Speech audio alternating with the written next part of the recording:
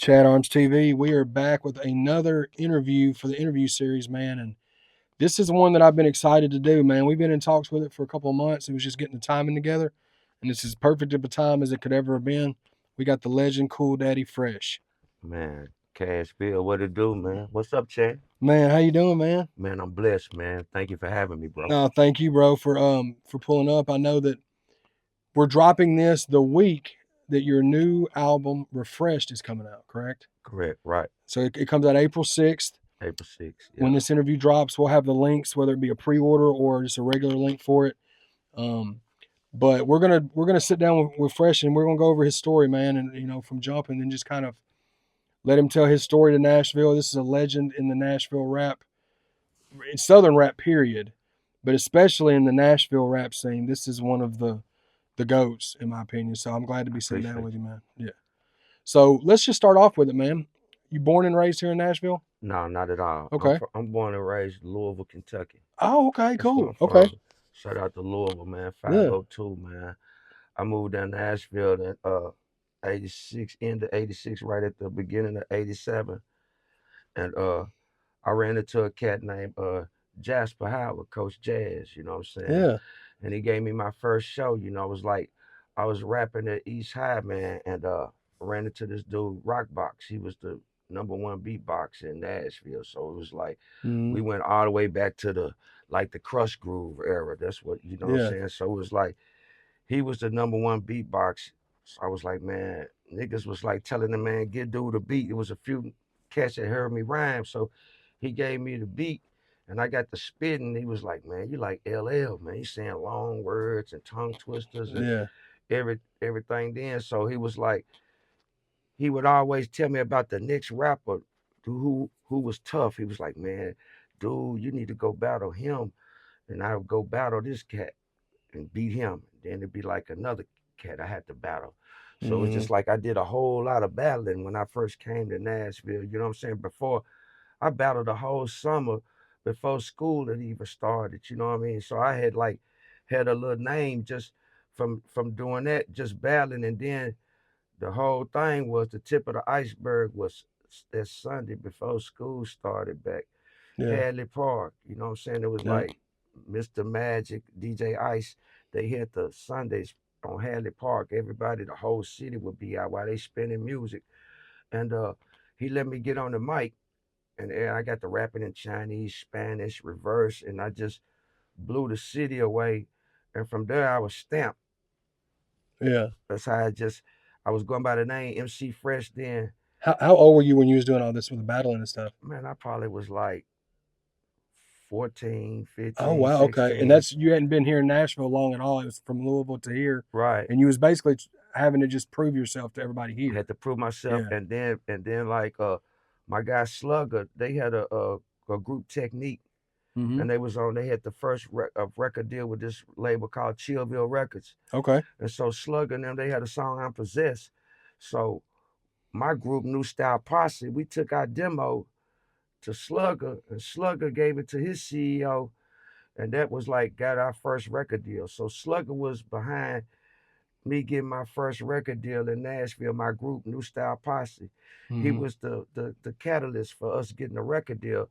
And so by that time, we had started doing shows with Technique, and then we started opening up shows for Blow Pop Crew with Walter D. And Sir Chance and all that. So even I was blessed to be in high school doing shows with Eazy-E, NWA, Public Enemy, Ghetto Boys.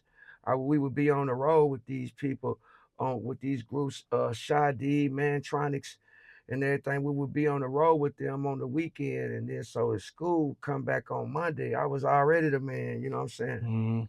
Just having that exposure. And Walter D opening up his arms and letting New Style Posse open up when they had shows, you know what I mean? Yeah. So he's like one of my favorite guys I look up to in this music thing is Walter D. Yeah. So that's crazy how that story even happened. Like the way when you come from Louisville to here, having to prove yourself to the point where you ended up getting in a group, y'all were toured and all that stuff. And this is all as a teenager. You're still going to high school. Because I was rapping in Louisville. I was not even known. We was just like, we had a little group and we was just like at the lunchroom table, Yeah, banging yeah. on beats and just spitting like that. And even then, I didn't have my courage up. I had the lyrics and everything, but when the crowd would come, I would be nervous. So I hadn't even found my niche in life. You know what I'm saying? So, Mm-hmm.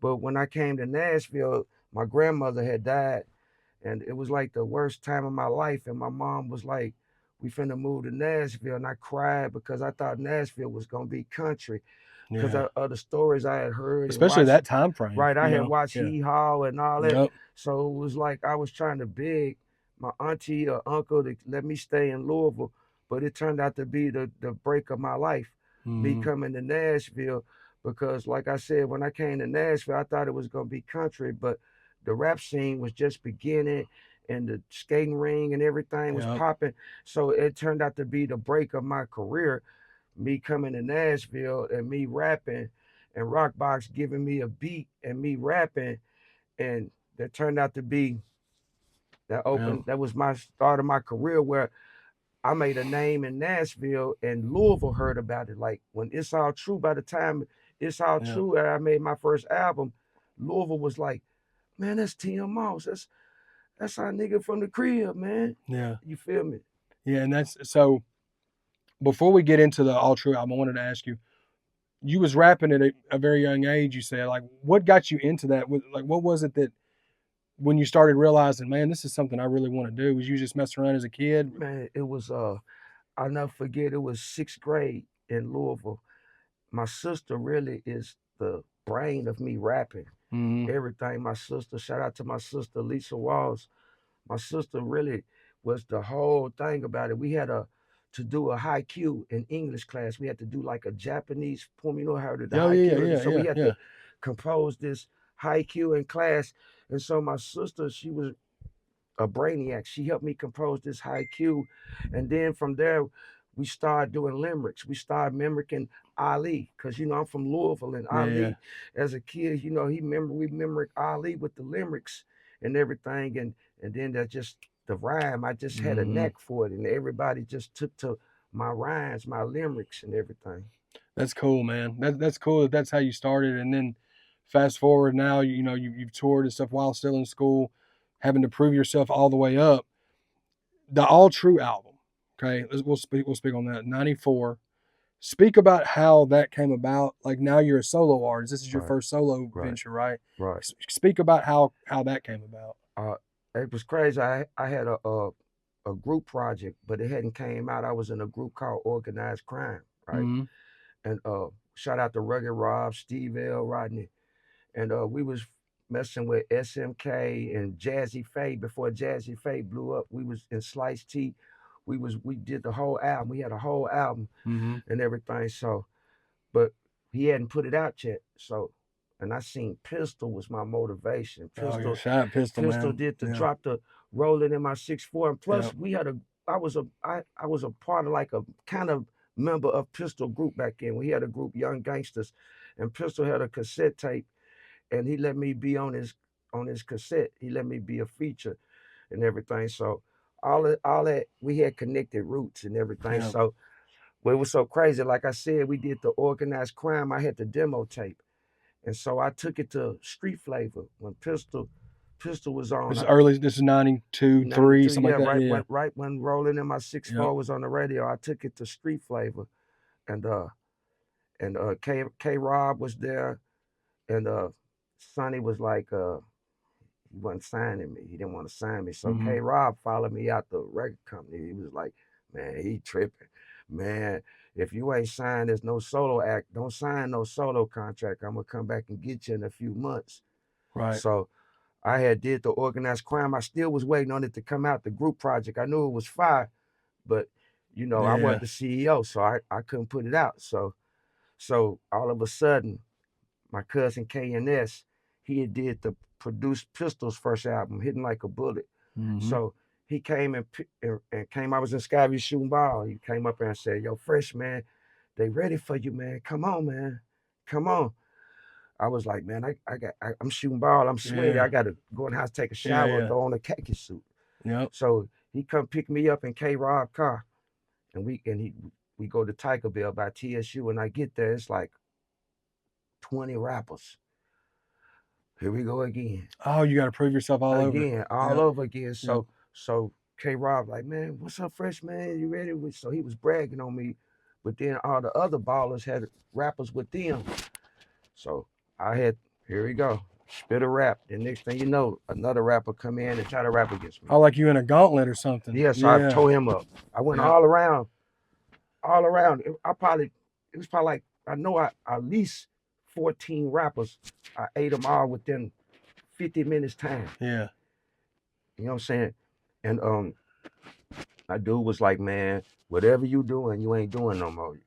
You got a job? So yeah, man, I'm washing dishes, man. You ain't doing that no more. Man, you with us okay. now. Hell yeah. So boom. So he took you not took you under the wing, but basically just invested in you. Yeah. K-Rob, Germ, Supreme, you know what I'm saying? Yeah. Shout out to them, man. And For Real Records, they formed a company, For Real Records. Mm-hmm. And they was like, man, we going with fresh, man. We going with fresh. And believe it or not, me and my cousin, we made the album in 2 weeks. I co-produced the album and never got credit. Nobody knew. They just thought I was the rapper. You was just writing, somebody else was making the beats. Yeah. But it was like, I co-produced damn near every track, except probably like about 3 songs. Like the tune, I tell my cousin the tune, man, play this SOS band. Play this Anita Baker for this song, for this beat. Yeah. Play this MC Breed tune, this old MC Breed tune for this beat. So I co-produced the album before you knew it. I co-produced the album, but nobody was looking at me like a co-producer. They just was looking at me like the rapper. Yeah. But really, me and my cousin put their whole album together, and we did it in 2 weeks. And the songs that you did, like because it was a 9-track album, right? Right. Yeah, with the instrumental at the end. So those tracks, were those ones that you had in the tug that you just, or you real time? Spot. We made it. Yeah. We went in a house by TSU. It didn't have no air in it. The air conditioner kept going in and out. Yeah. And me and Cuz was in a hot house. I'm coming over there every morning, and we banging it out. He got the drum machine. He got a beat cranked. I might tell him, man, put this tune right here, or sample this, put this sample right here. And we banged it out before you know it. We had the album ready in 2 weeks. That's crazy. So, and then the album releases, and what do you see as far, because back then, of course, you know, the younger kids especially, it was completely different with how everything works. It was all physical media. I'm gonna tell you something you ain't gonna believe. When the album came out, I hated it. I hate it. It's all true. Excuse me, because it had so much singing on it. You know what I'm saying? Oh, gotcha. Because I had to go back and get my boy Slugger, because Slugger had put me on. You feel me? He had put me on with my first record deal, and then I heard Slugger singing on Pistol Records. I was like, a no-brainer. I got to get Slugger singing on a song. And then I linked up and did the song "It's All True" with Deshaun Jones. I mean, don't get it wrong. I loved all the singing, was dope as fuck. But after I got through with the album and we listened to it, I probably had about like 2 or 3 songs that didn't have no singing. And if you go back and listen to it, it had singing like on all the hooks. So me and my homeboy Rockbox, I'd always would keep it 100 with him. Me and him would be talking. I'd be like, man, it got too much singing in it, man. I feel like it's an MC Hammer album. I swear to God, that was my exact words was, man, it sound gonna be like an MC Hammer album. So when the album came out, I stayed up in Skyview. I ain't want to come off the hill. I just want to go to work and hustle. Go to work, catch my plays. Go to work, catch my play. Stay out the way and everything. I ain't want to be around. So like my niggas would come back and tell me like, man, we was at the club last night. They played your song, man.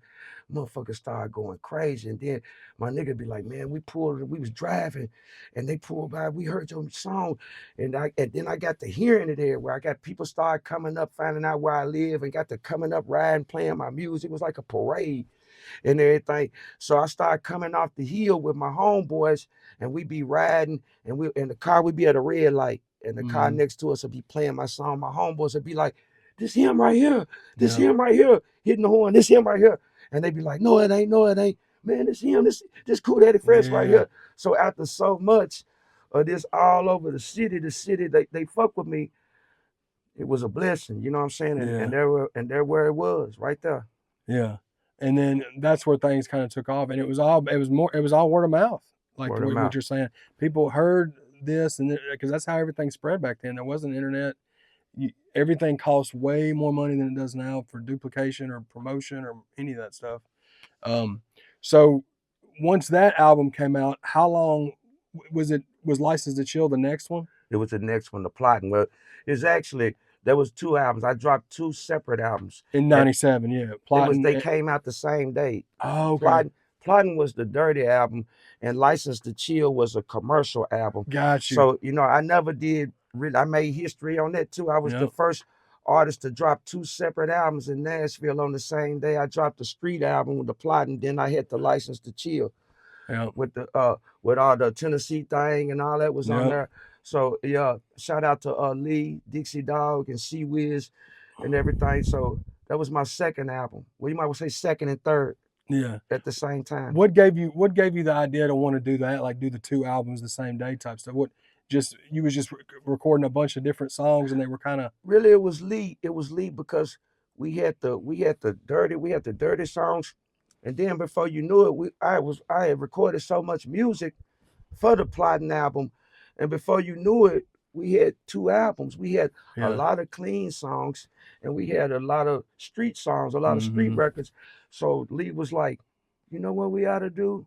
We ought to put both of them together. You know what I'm saying? Yeah. But they were separate, but they was together the same day. Was that with For Real as well, or was No, that that was with Dixie Dog. That was with Legend Records. That was Lee from New Life record label. Oh, okay, hell yeah, shout out to So Lee, yeah, man. Yeah. Yeah. and from there, you know what I'm saying, from I did the first album, It's All True, and then the Feds came in and did their thing. So my second album, I was without a label, but Mm-hmm. I had a lot of people that wanted to fuck with me, but Lee was like, I come down New Life every day. Yeah. You know what I'm saying? I talked to Lee, man, let me get this Steady Beat CD, Lee. Let me, what you call? And Lee be like, man, what you doing, Fresh? Man, I'm just figuring it out right now. Well, I got the studio and woo, and there it was. Lee was like a second father to me. You know what I mean? That's awesome, man. I did not know that. That's crazy. That's crazy And that's how that still happened. is to this day. I got so Yeah. much love and respect for him Yeah. to this day. It's hard. You can't do music in Nashville and not love Lee Lang. It's Oh, impossible. for It's sure, man. impossible. Yeah, and I would venture to say too that I don't know for sure, but I bet if you asked Lee from New Life who one of the top selling artists, it would have to be Fresh, bro. Wouldn't you think you would have to be up there, especially that time frame? Yeah, I mean, he had it up there one time on the board. It was, but then you got to think it's so much great music. Oh, 100%, dude. It's hard to believe that It's All True was sold more than Money in the Power. Pistol, that was a classic. A Ballaholic, that was a classic. So you got to think that was a great album before Buck the World, before Buck Straight Out of Cashville. I mean, Straight Out of Cashville dropped. Those were like the three greatest albums in Nashville history. That's what they say, all the time. They say, man, if it ain't It's All True, it's Money in the Power, Pistol. You know what I'm saying? And then you got to think Quanny Cash had a hell of a classic, The Last Testimony. You know what I'm saying? When he got out of prison and he dropped his album, I went to Louisville with Quanny. We both got family in Louisville, and he sold a lot of units in Louisville. Yeah. Shout out to Quanny. Yeah, shout out Quanny, man. Everything he's done, man, for sure. So this brings us to 99, which is this one the Whole Truth So Help Me? Street Flavor. That's a Street Flavor release, correct? Right, Street Flavor. You want to speak about how that came about, like coming off of the two that you did with Lee, and then a couple years later, that came out 99. I was like, I really like should have stayed in my mind. I probably should have stayed with Lee, with Legend Records, because he was the one that really he didn't catapult my career, but he really catapulted it because he pushed my music so hard. He pushed everybody's music, so he really did catapult it.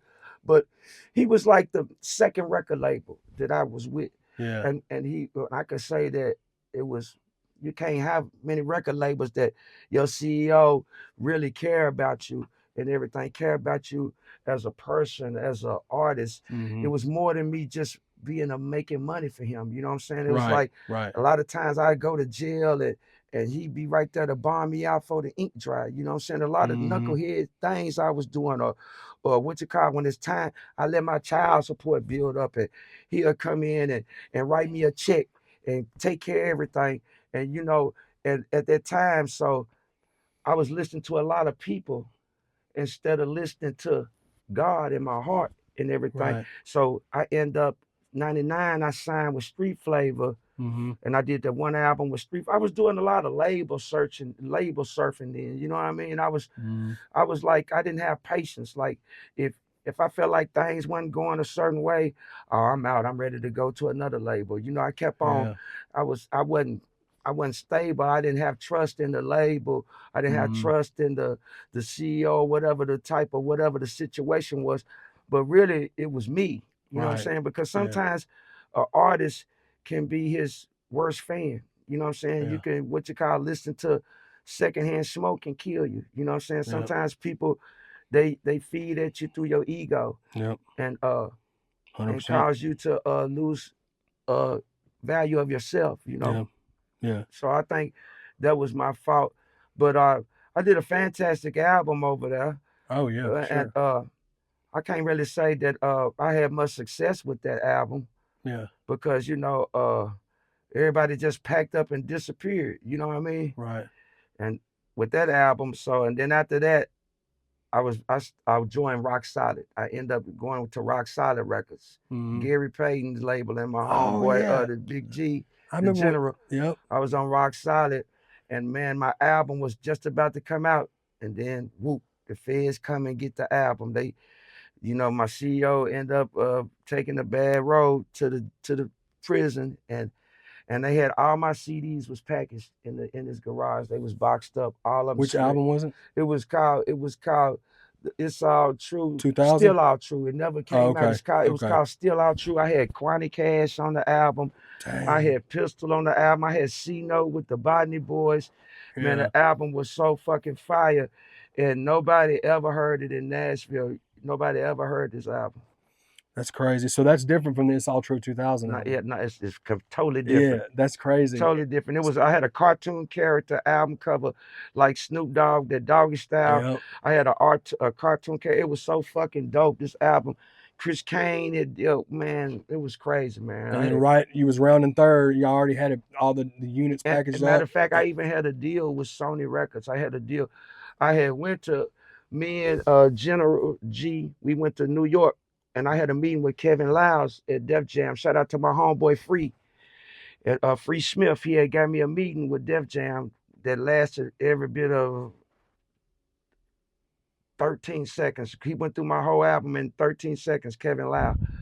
And so, but then they had caught word of it, I guess, that I was in New York or whatever, and they had pulled the numbers off the It's All True. So Sony was, we was about to do a deal with Sony. It was already in the paperwork, and we was getting ready to sign it and everything. We had the CDs pressed up and everything. We just got to get them, put a Sony sticker on that motherfucker, and the feds came and snatched the whole shit up. God, and you didn't even get a copy of your own album or nothing. That's wild, man. And that's when you moved. Is that when you moved on and did the It's All True 2000? Yeah, I went Yeah. from there. I said from there, I'm just gonna be independent. I'm gonna be an independent artist. From there, I said I wasn't gonna sign with nobody else, and I was just gonna keep it independent. Yeah, because you had the one album deal with Street Flavor, and then the Gary Payton one fell through, Right. and then so now it's from the next couple releases. It's All True 2000, and would it be the rebirth of Well, Fresh? the Rebirth came after that. It It came was a couple before the years Rock after. Solid album, the Rebirth. Okay. But that really was like a partnership, you know what I'm saying? Yeah. Jazz, you know what I'm saying? Jazz wasn't even signing contracts. He just did it for the love. If he fuck with you, he fuck with you. Yeah. And everything. And he put a lot of bread in it. And man, I had Baby's nephew on there, little Derek. He got killed on there. Man, I had some hot shit on that motherfucking record, man. Haystack. I had a Haystack record and everything, that album, which, the streets heard it, everything, but, it didn't get the international push, you know what I'm saying? Yeah. And then I end up leaving, and he end up getting the deal with Warner Brothers. Yeah. So they crazy. They just how the cards went right after I left. And after 2000, after the Rebirth album? Right after the Rebirth album, I left Cross Track and he got a deal with Warner Brothers and put out Crooner through Warner Oh, Brothers. yep, yep. You Crone, I feel me? remember And that. Yep. then I went to Rock Solid. Like I said, I was just doing a whole lot of label searching, and then I had found a way. Also, I found a shit. Fuck it, I can get my business license and start my own label and put it out through Selected Hits, called Yep. Johnny Phillips or Jeff Phillips, Shout to and the they was shout to yeah. the Shout Phillips out to boys. Yep. Selected Hits. They was Yep. cutting checks and started cutting checks and everything.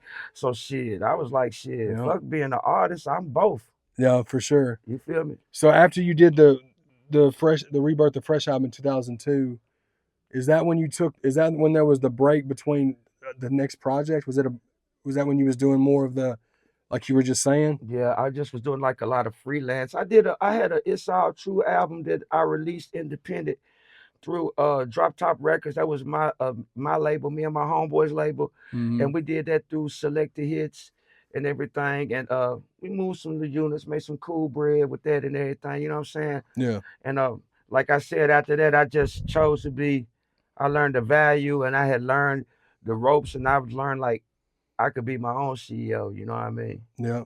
So during that time, like that stretch of time, what all was you doing music wise? Was it just mainly that stuff? I was doing music. I was going to jail. I had a Yeah. group. I was pushing AON, All Oh Out yeah. Niggas. Yeah. I And remember you know what AON. I'm Yeah. saying? But it originally was my homeboy DH had the label. He had the Cashville Hustlers and All Out Niggas. Yeah. So, you know what I mean?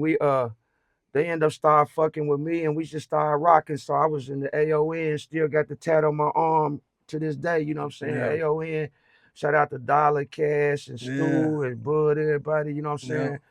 We did the AON, we did like 2 or 3 underground projects, and every time Fresh had a show, I would bring AON. We was doing it Yeah. all together, you know what I'm saying? Every time it got to a point where sometimes when somebody would call Kool Fresh for a feature, you would get half. I would split the bars with Dollar E. I would bring Dollar. And everybody be like, damn, I thought you was just gonna do it by yourself. But then when they heard this nigga spit, they was like, oh man, it's cool. Y'all Yeah. go ahead and do y'all Dollar was thing. snapping. He Yeah, we snapped was back in. Yeah. snapping. So you know what I Yeah. mean. We did the AON, and then like I said, I was getting a lot of trouble, bullshitting. Man, I end up going in the mental hospital. All What that. time frame was this when that happened? Oh man, I can't even. Like just mid 2000 Just time frame. all the after 2000s, all that. You know what I'm saying? To mid 2000s Mm-hmm. to late 2000 mid. I was getting in trouble. I was had lost myself. I had, you Yeah. know what I'm saying? I lost myself. Sometimes we lose our way, you know what Yeah. I'm saying? Because I had everybody like expected me to be this, put me on a plateau, like I'm supposed to have all this money, Mm-hmm. all these cars, and then I was got to looking at other people. I got to looking at other people's success instead of just tunnel vision on my race. You know what I'm saying? Yeah.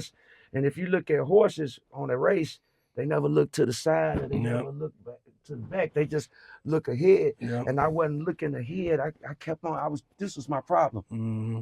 Yep. Looking over. Yep. Yeah. Yep. Trying to Yep. and I lost my focus. You know what I'm saying? Yeah. I lost my focus. But then the fans really what kept me in it. You know what I'm saying? People calling me for features or and everything, still treating me like a legend, still treating me like I was somebody with love and respect.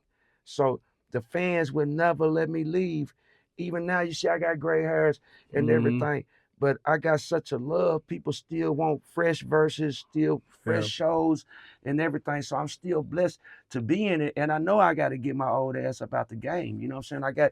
I got other things that I want to do. I want to be a ghostwriter. I want to fully be a full producer. I got a couple of acts that I'm producing now. I got an artist, the Black Russian, Draco with the Draco.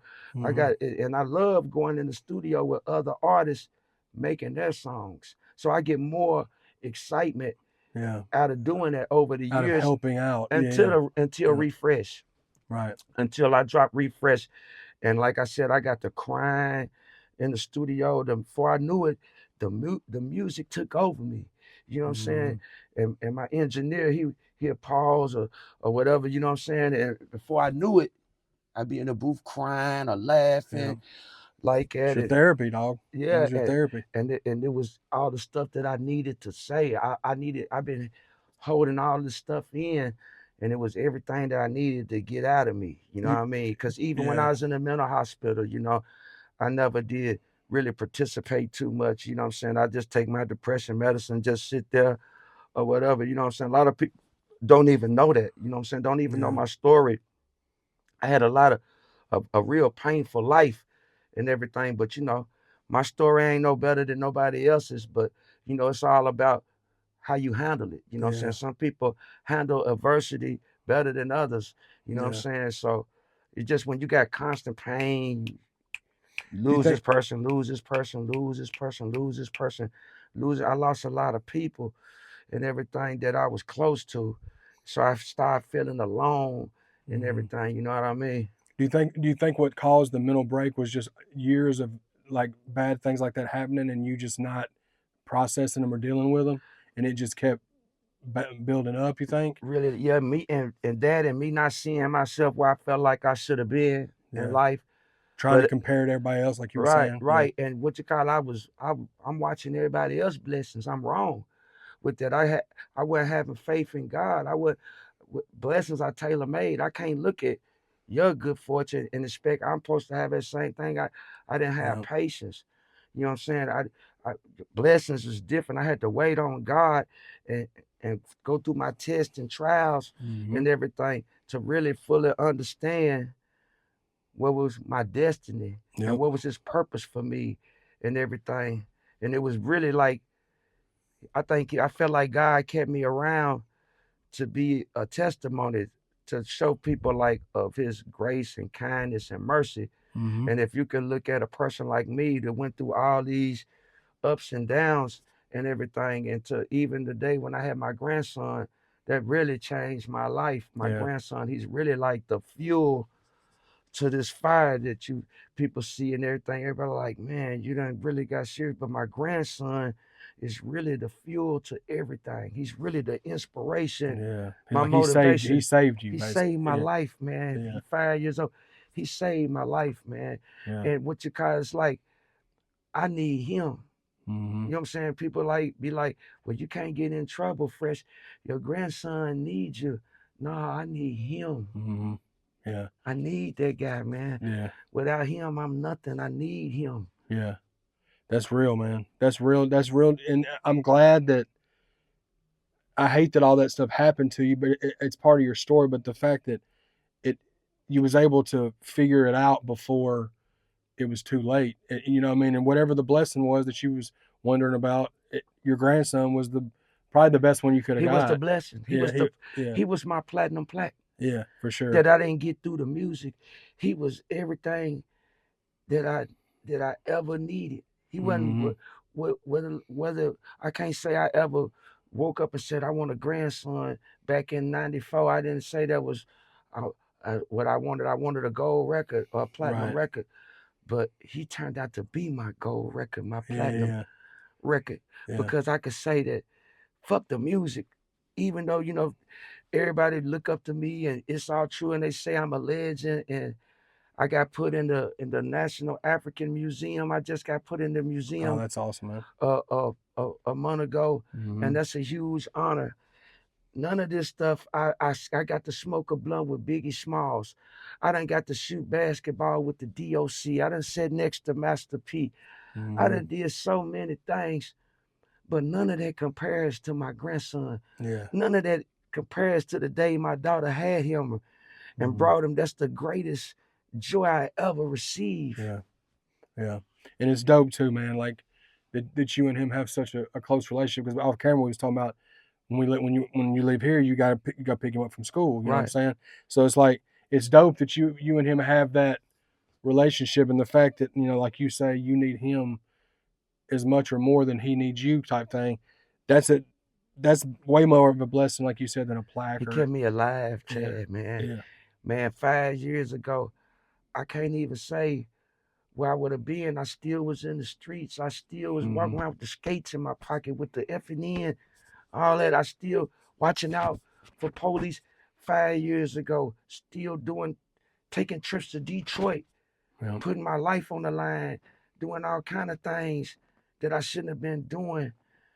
When I tell you that I don't know where I would be. I know it'd be two places. I'll be either in Greenwood Cemetery or in somebody's penitentiary, one of Michael Jordan's penitentiaries that he on.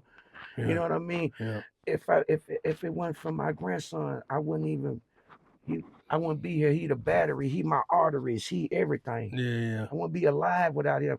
God kept me alive. I guess God was gonna see if I was gonna sacrifice my time and something and love somebody the way he loved me. Yeah. And with that saying, your kids grow up and they get old and they find their own way and their own path and everything. I'm proud of every one of my kids. I love them, and I'm proud. Big salutes to every one of them. But to have a start with a little kid, a little baby, to have a start over, and you get a chance to change your mistakes, the things that I didn't do that I lacked as a father to my kids, I get to re-wrong those mistakes with my grandson. You know what I mean? Yeah. No, that's awesome, man. When that happened, when you found out that you were going to be a grand, like, was there even a hesitation of any of that, or was it, it's over? It's the greatest day of my life. It was, I was happy. It brought me and my daughter even closer. Yeah. It was like, I can't even tell you how I feel. I just even talking about it now. Yeah. I'm getting emotional. No, yeah. I can't even explain how far God brought me in my journey. And shout out to Bishop Marcus Campbell at Mount Carmel Baptist Church. I had a good bishop, and he passed on my birthday. This past summer. Yeah. He passed on my birthday. And when I tell you, this man changed my life. He was like the greatest mentor. I could call him every day and have somebody to pray with me. Him and Stacy Campbell, they prayed with me, prayed for me and my family. And I got a whole new purpose. Yeah, man. I got a whole new thought process. I got a whole new love in my heart, a whole new understanding, a whole new patience. Yeah. A whole new want to see everybody win besides myself. Yeah. Because I already feel like I already won. You done won. Yep. I could die right now. Yeah. And I know I'll have a smile on my face. I won't be mad at all because I had a hell of a life. I had a wonderful life, a blessed life. I did a lot of things that a lot of people never did get to do. See a lot of things that a lot of people didn't get to see.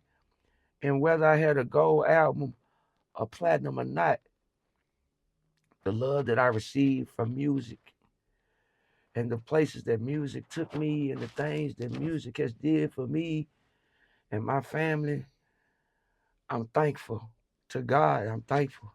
Yeah. I don't think there's a better fitting title for your new album than Refresh after what you just said, dog. Because that's exactly what happened to you. I got it from my friend Will J. He gave me the name, the album. He named my album. He called me one day. He said, "Man, you need to do a song called Refresh." Oh, shout out Will J. That's my dog. Yeah, I know Will J. Oh yeah, that's my shout dog. out Will J. Big Wood. Yeah. So Will J. He called me. Said, "Man, you need to do a song called Refresh." And I did the song Refresh. I told Flu put it together. And the next thing you know, I named the album Refresh because I felt refreshed. I felt like refresh. It turned into a powerful meaning. It's more than a new Cool Daddy Fresh. It's refreshes for anybody that really overcame anything. Like if you was broke, if you got fired from your job, you got a new job. If you overcame, you had a financial burden, your lights got cut off, you got them cut back on. If you watched your child graduate, if you was in jail, you came home, you refreshed. If you got baptized, if you gave your life, if you got married, you whatever your change is, whatever your growth was, that your triumph is, you refresh. Yeah. You refresh, you get it. No, so for sure, dude. That's why I named the album refresh. Mm-hmm. It turned out to be, shout out to Will J. I love you, bro. It turned out to be more than a song. It turned out to be my life, Your my purpose. purpose, my Yeah. story, Yeah. my chapter, Yeah. my testimony. Yeah, man. Really, that's what it is. Read my testimony. It's like I feel like when Bishop Campbell baptized me, when he put me in the water and I came up out of that water, that's how I feel. Mm-hmm. That's how I feel even like my music now, you know what I mean? The things I want to make sure that I give somebody some knowledge. I never think that I'm bigger than my fans or whatever. I walk with my people. I never walk Yeah. in front of them. Yeah. I can always, I know most of my Facebook friends. I know a lot of people's they football teams. I know niggas football teams from I ain't talked to in 30 years. And Yeah. when they pop up on Facebook, I tell them, man, what's up, man, with your Raiders? What's up with your Tampa Yeah. Bay? Yeah. And they like it. They Yeah. you still remember Yeah. and everything. Man, cause you know, when you've been around good people, man, like Lil Will, when you run spend some time with Lil Will. You know what I'm Mm-hmm. saying? Yeah. And you start you get that feeling. You get Yeah. that feeling. You spend a day in the Malibu with Lil Will. Yeah. You know what I'm saying? Yeah. Man, shout out to Lil Will, man. Yeah. Will McClain, man. Just Yeah. I've been around a lot of good people, man. Shout out to my brother, man. I got a guy, man, that pushes me. He a dope artist himself, man. He's home from prison, man. Maceo, the brand, wildlife. Mm-hmm. Man, when I tell you I got a lot of smart people that call me and give me knowledge and we share knowledge and we uplift one another. You know what I'm saying? It's a blessing. Yeah. That's awesome, man. So I got a couple more questions I want to ask you before we get to the last segment um, that we've already filmed previously. But if you had to name your favorites, it don't have to be. You ain't got to say five, okay? And you can put you in there or whatever. Just name some of your favorite artists from Nashville. Well, I'm not even gonna include myself. Okay. I'm gonna say you gotta love Pistol. Mm-hmm. You gotta love Buck. You gotta love Quanti Cash. Mm-hmm. You gotta love Boogie. You gotta love Big Lou. You gotta love Chris Kane. You gotta love Big Bush. Mm-hmm. Man, you gotta love Starlito. Yeah. Man, come on, man. You gotta Yeah. love Sixth Street Mac, man. You Yeah. gotta love, man, Oski Trey 8, man. You gotta love man.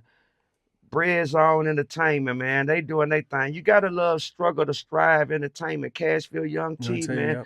Man, he's acting a goddamn donkey. Yeah. He's shaking the fucking fruit out the trees, man. Yeah. You gotta love man, you gotta love the female rappers. You gotta Yeah. love Nina Ross, who started it back Oh, in the day. legends. Yeah. You gotta Yeah. Yeah. love, man, Remy Martin, man. You gotta love Cashville Lisa, man. You gotta love C Nell Go Getter, man. You gotta love my daughter, Gifted Queen, GQ, man. You Mm-hmm. gotta love it's so much fucking talent. Right. Mimi the GOAT, Yep. man. It's so much Sweet Poison, man. It's so Yeah. much talent.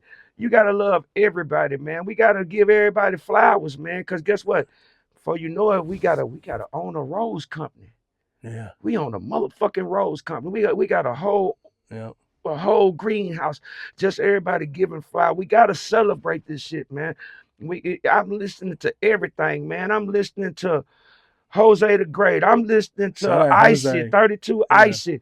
I still listen to Rob D. Where's my motherfucking Where's my dope? motherfucking dope, dog? Man, I Shout out Rob listen D. to everything, Yeah. man. Hey, man, it That's take right. all kind, man. Guess what? Yeah. You go in the store, man. You can't just get Coke. You got Coke, Pepsi, RC, Yeah. Great Knee High, Orange Yeah. Knee High, Ginger Ale. Come Yeah. on, man. It's just like the meat. You got beef, the corn, the Yep. tomatoes, the green bean, everything form a beef stew. Yep. Everything got its substance. The Chad Arms, the Yep. Jelly Rolls, the Yep. Haystacks. Yeah. Come on, man. Everybody played their part, man. Everybody Yeah. got a little piece to the puzzle. You know what I'm saying? No, for sure, man. Sir, the World Click, man. Yeah. Everybody, man. Jack Zane, Yeah. man. Deuce, man. Everybody. Tico, the Outlaw, man. Everybody, man. ABK Gates, everybody, man. If I Yeah. left anybody out, man, God damn, it's so. That's because there's so Right. much So many. talent, Yeah. man. Everybody doing their motherfucking thing, man. For real, man. Yeah. Yeah, dude. Ain't it beautiful, man? It is, man. Ain't it It beautiful? But is. here's where it's ugly. Yeah. They gotta go on and come get some deals in Nashville. Yeah. A lot of people need to get some deals. They deserve some deals Yeah. and everything. We need to get some music money in Nashville. I Yeah. mean, we've been having country music money for years. We know about the banjos and the buttermilk and the Oak Ridge boys. But Right. man, we need to know about all these dope ass rappers, man. You know what I'm No, for saying? sure. For sure. They need to know about that.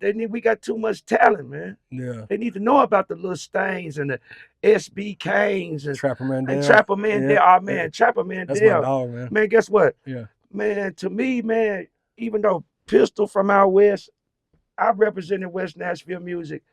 I gotta say, man, dude, to me is the coldest rapper from West Nashville in the history. I Like love he's like, him and Paper both like that, but I know but Paper don't. You know, Paper ain't really like West Nashville, but I'm saying yeah, yeah, Paper came into West Nashville, but yeah, yeah. Trapper Mandel and D Strap, all them, and D T Strap. High, little Yep. T High, all them was Yep. puppies. Yep. All these is stamped. You know what I'm Yeah, saying? yeah. Like they left the probably Baptist Hospital and had the Baptist Hospital deliver sign right on the drive or something, like they born Yeah. and raised. So Yeah. what I mean is, hey man, these cats right here, man, support your local gunfighters, like the goddamn it Western movie, because there's a whole lot of gunfighters in Yeah, yeah. Nashville. Thanks. Man, they hard on Pro Tools, man. Yeah. Yeah, man, for real, for real.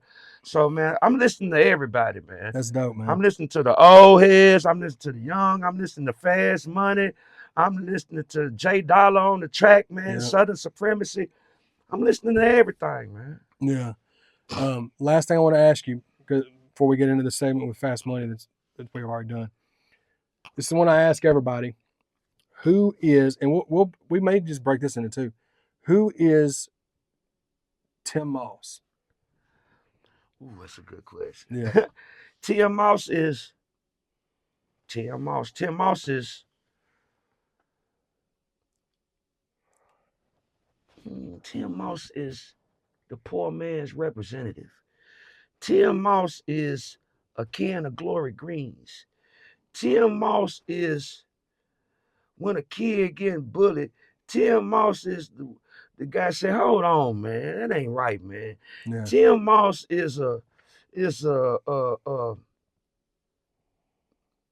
referee. Mm-hmm. We hold on, my nigga, you travel, Yeah. you copying, man. Yeah. Tim Moss is a advocate. Is the advocate for Nashville. Tim Moss is the real advocate for Nashville. The one that sometimes they fear, they scared of Tim Moss because a lot of people have tried to keep Rudolph out the reindeer games. They've tried to freeze Santa Claus out the North Pole, and because they know that I've learned a lot of things, and I know a lot of things. I know the corrupt in Nashville. Everybody. You got the good part of Nashville, but then you got the soda ball. You got a dope ass movement, but then you got the soda ballers. You got the crooked old podcast. You got the greedy club owner, one of the greedy club owners. You got the DJ that don't want to play no Nashville music. You got, you know what I'm saying? You got the person got the radio station and they don't got 10 seconds of local music a week or nothing like it. So it all takes a part in it. You know what I'm saying? It takes a part. It takes a part in it.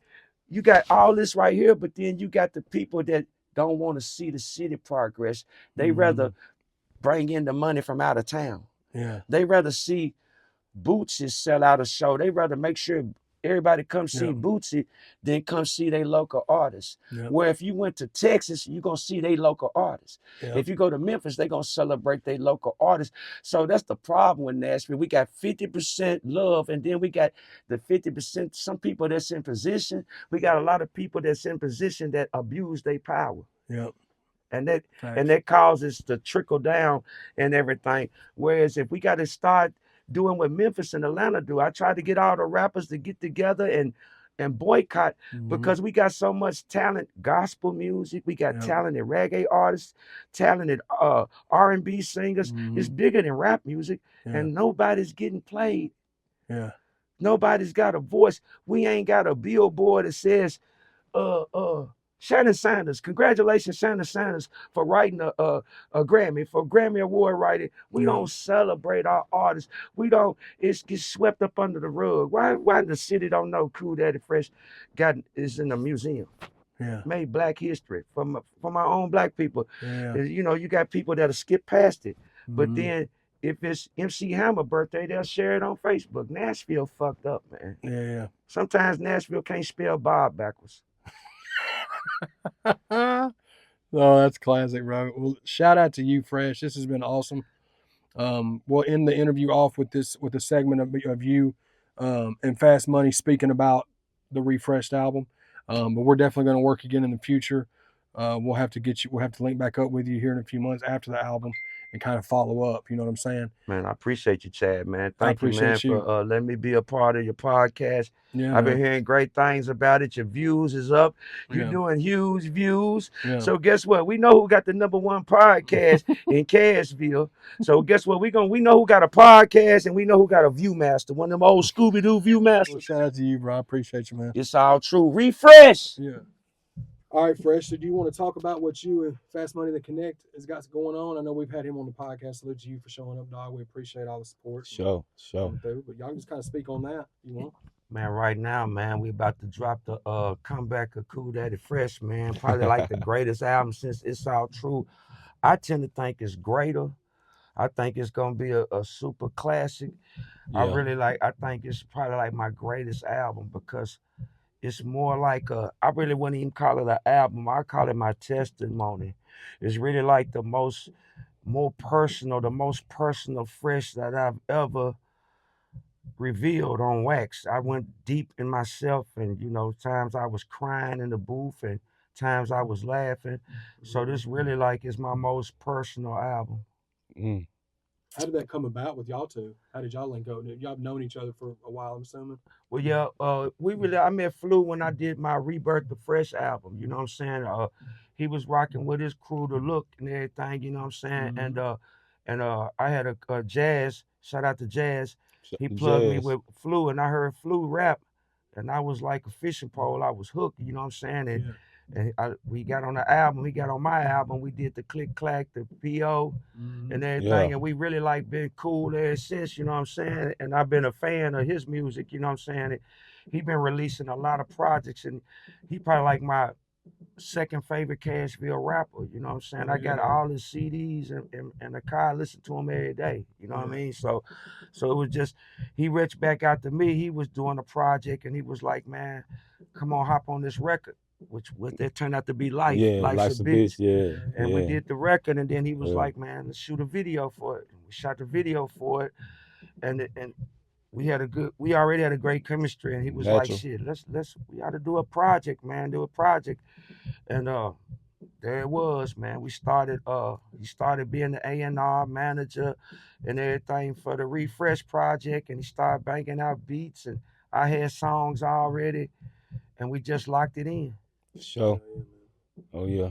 I'm excited to see what comes with that. And when this drops, the project will be out in a few days. This is dropping a few days before the album drops, correct? Right, Yeah. April 6th is April the 6th, problem that's drops. it. Yeah. Actually, we're doing something that's never been done in Cashville history. Two rap artists, Oh yeah. you know what I'm saying? We friends, but we dropping our albums the same day. We dropping our albums together. We celebrating our music together. Oh yeah. You know what I'm saying? That's dope, man. So that's the way it's gonna be. Every time Kool Daddy Fresh got a show, you're gonna see Fast Money right there. You know what I'm saying? We Batman and Robin. That's the way we rocking. Yeah. It's That's dope. it's just been a long time coming for the Ville. Us getting back to the roots of what made us, you know what I'm saying? Because, me being a kid in the 90s or whatever, I bought Kool Daddy. I bought all of the legends, everybody before me, you know what I'm saying? So for me, it's a big pleasure for me to reach out and work with the legends, you know what I'm saying? So yeah, man, it's a big thing, man. It's big Cashville history going on.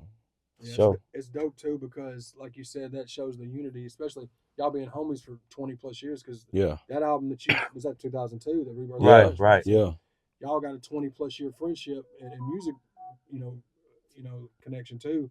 It's cool to see y'all lifting each other up, and that's what I think the city has been needing for a minute. I know you spoke about it before too. Man, this guy's lifting all the Yeah. vets up, man. It's Yeah. really like the coach of, he like the coach of the Cashville, coach of the vets, man. All the veterans, man, they're still pushing this, doing their thing, man. Everybody bumping down on flu, man, and he blessing them, man. You know what I'm saying? He getting everybody a lane, an outlet to be heard, really giving you a chance to shoot your last shot or shoot your shot. So you know what I mean? We ain't finding nobody that's doing that. You know what I'm saying? We celebrating each other. I'm getting calls from Boogie, man. Boogie calling me in the morning, man. He back doing beats, and I'm so excited about it. I'm proud of my brother. We got Big Lou. He got his clothing line. He's doing his clothing line. You know what I'm saying? Man, and I'm proud of all my brothers, man, that everybody's doing their thing, man, you know, and we celebrating each other and we celebrating each other's talents and we uplifting one another. You know what I'm saying? We like the Justice League right now. That's how I feel. Like we got Superman back, Aquaman popped up, Green Lantern. You feel me? That's the way I'm feeling about the veterans, man. Because you know, if we don't let it be known, then sometimes we'll get erased out of history. History be lost. And you know what I'm saying? And you can't have a history book without chapter 1. You can't open the book and start at page 189.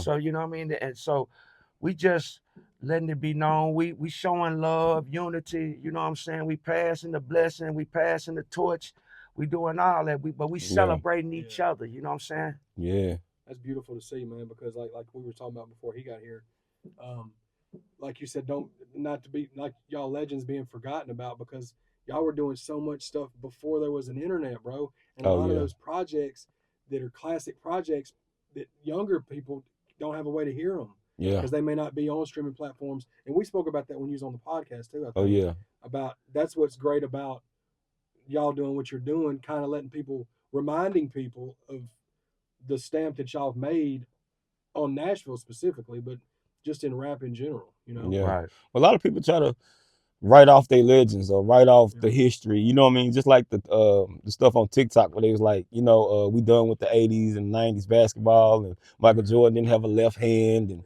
you know what I'm saying? They try to erase the whole thing that made everything. So I just felt like, you know, since I got the move to do it, let me bring all my guys in. You know what I'm saying? The guys that I looked up to, and they fuck with me in a certain way. So now it's like, we back balls to the wall, you know what I'm saying? And it's for the city though. It's for the city as a whole. Everything I do is for the city. It's not for a personal gain. It's all about Cashville as a whole, because we are forgotten. We got like a mystique to us, you know what I'm saying? But we're definitely a lost, I don't know what to call part it. Of the puzzle. Part of the puzzle of down south rap. We're lost piece, because you look at it, you got Atlanta 4 hours this way, and you got Memphis 3 hours this way, and we right in the middle, and we got so much success for Atlanta rappers. They breed success every day, same way as Memphis. And in Nashville, we right in the middle, and we can't get nothing done because we're too busy like competing with one another instead of celebrating each other. And you know what I'm saying? It seems like everybody trying to outdo each other to be the first one or the next one through the door, when we could all walk through that motherfucker and go to Ryan's and all be eating at the same time. You know what I'm saying? So that's what we really trying to do. We want to teach the youth to all get together and celebrate the music and create a Nashville sound, a signature sound, like Memphis has their sound, and Atlanta has their sound, Houston, Texas has their sound, and you know they artists. So we got so much talented music in Nashville, new school, old school, and everything. So it's a shame that we haven't been solidified or been stamped again since Buck Alito and everything. And we got a young artist, Tulai Bree. He's been on the show with Cardi B and T.I. and everything. So we have to start celebrating one another and uplift one another. And we have to start pulling up playing each other's music. Like, you know, a nigga pull up on Yeah. me and I'm jamming some Rob D, and a nigga pull up on Rob D, he jamming some Cashville Young T, and we got to create a domino effect and celebrate each other. So when they come into Nashville, that's all they hear is Nashville music. Yeah. So it'd be back like it did when I had my run with me, Pistol, and Boogie, and Rollo B, Chris Kane, and Big Bush, when all us was celebrating each other, Big Lou, and everybody was having success. Yeah. Everybody was having success. I seen the cat Big Lou, he made one album and he gained fame. He was a legend. He made Blastville and everybody banged the shit. He had one album. Yeah. But you know, look at the effect of that one album. You know, the impact. So we just gotta celebrate each other. So when they come into Nashville, oh, we got the Nashville sound. Instead of Nashville going to Kinko's, laying on a Xerox machine, copying what they hear. Oh yeah. And everything else, we got to get off that Xerox machine, man. We got to get back to Nashville. We got to start saying Nashville words like, man, the club, that motherfucker was shitty last night. Yeah. Instead of saying lit, because you know embracing what I'm saying? Our slang. We got to embrace our slang, man. Yeah. You know what I'm saying? Embrace our culture and celebrate what we got going on right here. Yeah. That's real, man. And that's true. And then, like, especially when Nashville has just as many or more talented artists than either Atlanta or Memphis does, and have going back to the 90s, bro. The 90s. And all the way back and still up to this day currently. Like what you were saying with like the Breeze and the ABK Gates. Yeah, and Gates. 615 exclusive. exclusive. Oh, man, shout out to all those cats, man. Stain. Man, they doing their thing, man. They doing their thing, man. And that's crazy. You speak of ABK Gates, he had like 1 million views, and T.I. brought him out on stage. So we have to uplift and celebrate these achievements. We have to celebrate these artists because, you know, that's putting a stamp in our city. You know what I mean? Instead of, you know, we got other podcasts. Instead of they trying to divide and conquer, they keep on asking who's the top 5, who's the top 5 Nashville, who's your favorite top 5. I mean, why would you go ask a painter? You got a painter on your show and you ask him who is his top 5 rap. You should ask him who is his top 5 artists, painters, Rembrandt, Picasso, and all that. You asking people stuff that ain't really got no history, or you bring in somebody that wasn't even from Nashville. You bring a DJ in that don't got no history. His social studies credit is an F because he don't know the history of the city, and then he give his opinion, and all this does is stagnate the growth. You got this guy feeling some type of way. You got this type of feeling type of way, and we ain't celebrating each other. You just divide and conquer, and you taking pride in that. And to me, it's Marvin Gaye. But as more as we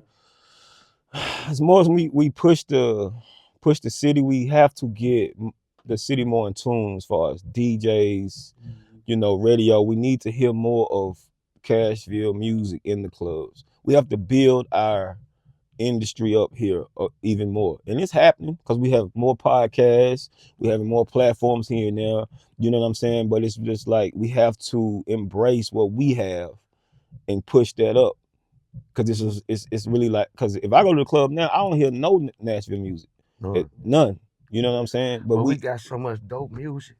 I done heard some, man, the female rappers right now. Oh man, they are killing it. I done heard like 3 or 4 female rappers right now in Cashville that's really killing it.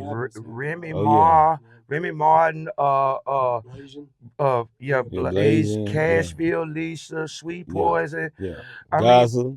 They killing it, man. Shy. Gifted Queen. I'm saying they killing it. So we got a whole separate female movement. But look at the early Memphis female movements. They had more success than the men down here in Nashville. You had Gangsta Boo, she had a plaque. You had LaChat, and now look at Glorilla and her crew. So I'm seeing that the women, even in Memphis, is having more success, and we not celebrating all our talent. We got too much fire here, man.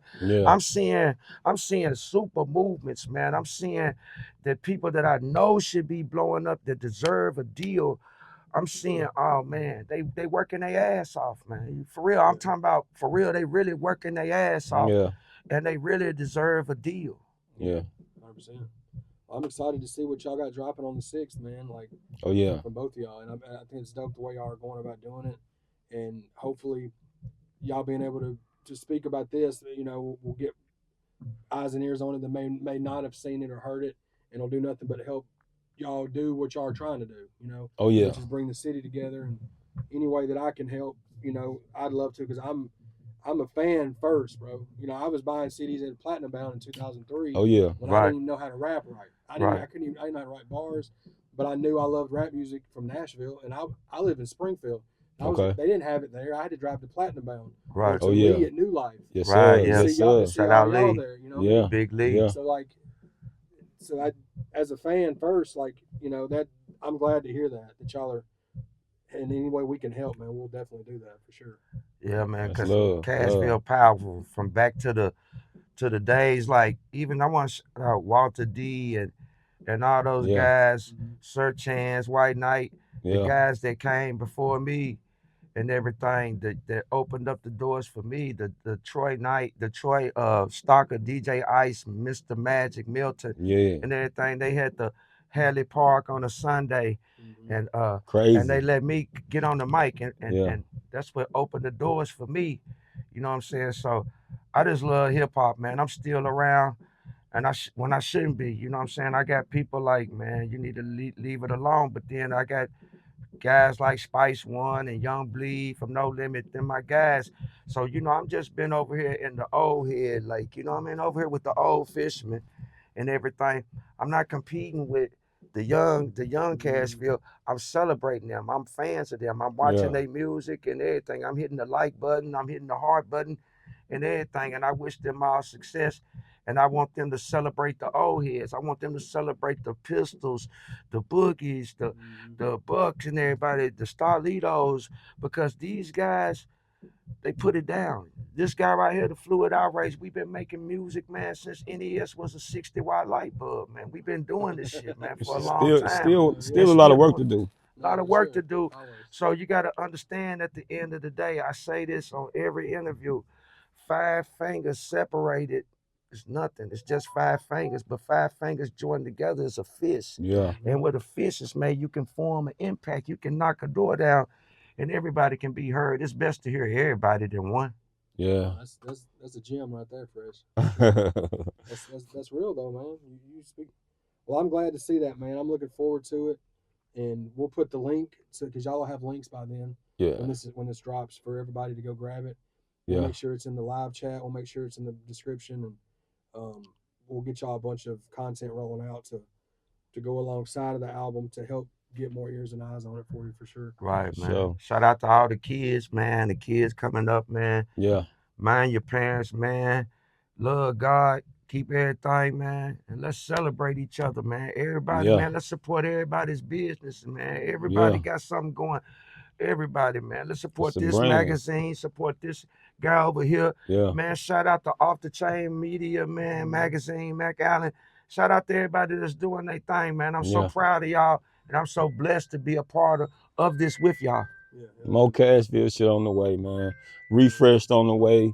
New Black and J album on the way. New Boogie album on the Fast way. Money, Diabolical. You know what I'm saying? Live Fast, Die Live Ballin', my Fast, album Live on the Fast, way. Die It's just a Ballin'. lot of Cashville shit, and I'm bringing this shit back to the forefront, man. You know what I mean? And I don't need no credit for it. You know Shout what I'm out to all the producers, beat makers, man. Band play, saying? Yeah. Ivan on the beat, Big Bush, Yellow on the beats.